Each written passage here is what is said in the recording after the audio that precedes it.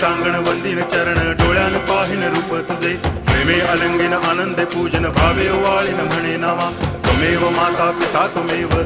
बंधुश्च सखा त्वमेव विद्या करुणं त्वमेव सर्वं मम देव कायेन वाचा मनसेन्द्रियैर्वा बुद्ध्यात्मना वा प्रकृति स्वभावात् करोमि यद्यत् सकलं परस्मै नारायणायति समर्पयामि अच्युतं केशवं रामनारायणं कृष्णदामोदरं वासुदेवं हरि गिरिधरं माधवं गोपिकावल्लभं जानकीनायकं रामचन्द्रं भजे हरे राम राम